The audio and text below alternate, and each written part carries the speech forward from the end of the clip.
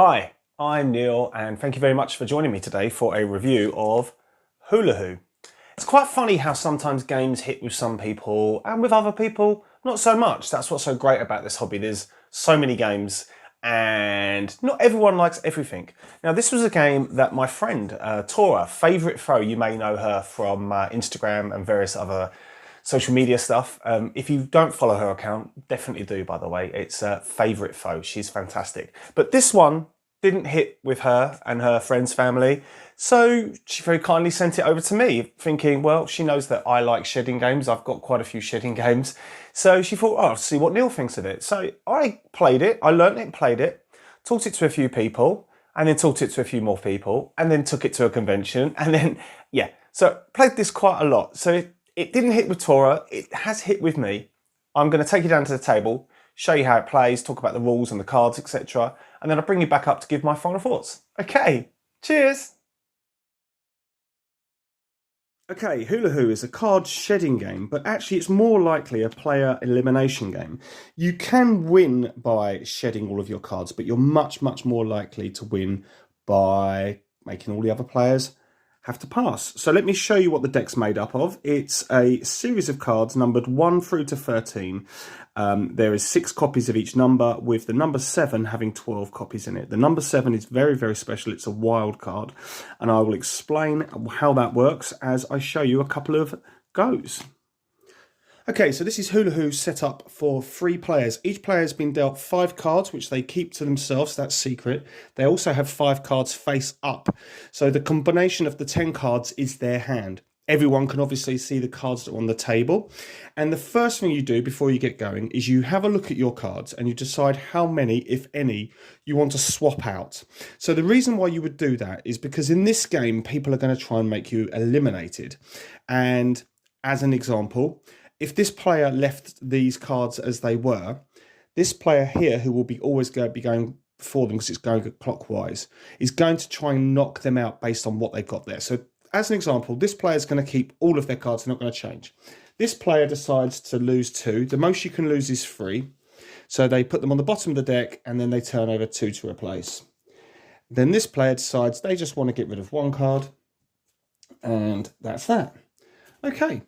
So then I'll show you what a whole hand looks like. So we've got these cards here, and then this player in secret will be looking at these cards.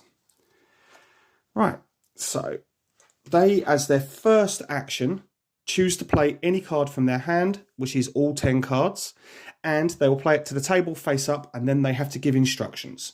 So, as an example, this player is going to play a number 2. They played it from that part of their hand. Now they have to say higher or lower. If they say higher, the next player must play a card that's higher. If they say lower, the player must play a card that is lower. Keep in mind, the 7 is wild and can always be played. However, you do not want to be left with a 7 as your only card left in your hand. You cannot shed out as a 7 in your hand. So this player said higher. So the next player must choose a card to play. They're going to play this one, and they're going to say lower. This player chooses their number 1 and they say lower. Now, this player is in trouble because none of these cards are lower than that. So they look at their hand. Oh my gosh, thank goodness they have a 1. Now, a 1 isn't technically lower, but whenever a player plays a card and says higher or lower, if you have the exact same number, you can place it on top and say doubles. You then draw a card from the deck for your hand. Now it's doubles. Whenever it's doubles, players may only play that number, 1 below, 1 above, or a 7. So in this example, the next player can only play a 1, a 2, or a 7. This player plays a 1 and says doubles. They grab that. Now it's come right back round to this player. They weren't expecting that to happen. They look at their hand. Thank goodness they have a 2, which is 1 above. So whilst it's doubles, they can then play the 2. They play the 2 and they then say higher. This player has to play higher than that. They're going to play a 6. They call higher. This player plays an 11 and calls higher. Now this player is now once again, okay, they're going to go for it. It's higher. They're playing a 13. They can call higher on the highest number. So obviously there are no 14s in the game, but you can call higher on it. This player looks at their hand. They've got no choice. They have to play their wild, which they were saving for later on. They play their wild and they call higher. This player will look at their hand. They'll play a 12 and they will call higher. This player cannot play. They have to have a 12 or higher or a 7. They are eliminated. So they are out now. So that player, player 3 is out. It comes round to this player, player 1 technically, and they still have to do higher than a 12.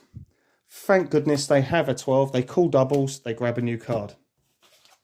So it's doubles. This player can play an 11. They call higher. Once again, lucky, calls doubles, grabs that. This player's now getting a bit worried. They play a 7 and call higher.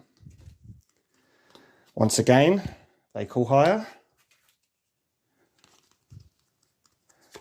They call higher, and this player is now eliminated. Player 1's eliminated.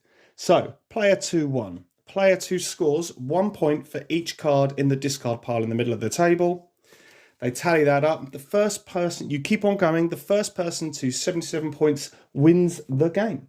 And that is basically how to play hula hoop with a really good example of how the game flows. So just keep in mind the 7 can be played at any point, either doubles, higher or lower, it can be played, and then you cannot play a double on a 7. That's the only other thing to say, you cannot play a double on a 7. So that is how you play hula hoop. Okay, so I'll quickly go through the rules for hula hoop. They're fine, absolutely great, really easy to understand, gives some great examples. Yeah, I would have preferred some pictures of the setup. I don't understand why that isn't done. There's definitely room in this rulebook to show a picture of the setup, but you know, I can live without it because it's fairly easy. Teaching it is pretty easy from the rulebook, so that's not a problem. Okay, so card quality is really good. This has been played a lot now, and it's not showing too much signs of wear and tear. The artwork is okay. You may like it, you may not like it. I think it's okay. The numbers are clear and bright, and that's really all that matters. The pictures are okay. You just ignore them after a while. But in terms of game quality, I would say this is pretty good. Okay, so I hope that how to play and look at the rules and the components give you a good feel for hula hoop. I wanted to show a whole round just to show you how the game plays. I did say at the beginning you can shed out, and that is a possible way of winning. It just doesn't happen very often, and when it does, it's wicked, but it just doesn't happen that often. So that is yeah, how you play hula hoop. So let me give you some of my final thoughts. I really like this game. It's a really very light, very easy to teach card shedding game. The player interaction, obviously you're only really interacting with the 2 players next to you, but you can kind of play through the players, and you saw in that example where you eliminate someone, it can come all the way back round to you, so you have to be a little bit careful with that. The card shedding, the calling of the higher and lower, the basic rules are incredibly simple, but there's something that's kind of hook, it gets into you and you want to play a game. You play up to 77 points, and that can be very quick. You can have a massive stack in the middle and you can get 50 odd points in one go. Now you may not get another win for a few rounds, but you're very close to victory. If you wanted to play a shorter game, you could reduce down the amount of points. That's absolutely possible, but I don't think you ever really would want to. Now it plays 2 to 6. I've played it at 2, it's fine. I would say 3 to 6 is where you're really at. 2 is fine, like I say, but 3 onwards is probably my preferred player count. The length of play feels pretty much right. You're playing, you're interacting, and you don't require a massive amount of thought process, so you can be chatting around the table at the same time, which is really nice actually, because quite a lot of shedding games require some deep thought about the moves you're going to make, and not leaving yourself short and all the rest of it. Whereas with this one, you're making decisions on the fly. You're just giving it a go and having a play and having fun. So a general chit chat around the table is actually quite fun. So it definitely falls into the lighter category of card shedding games.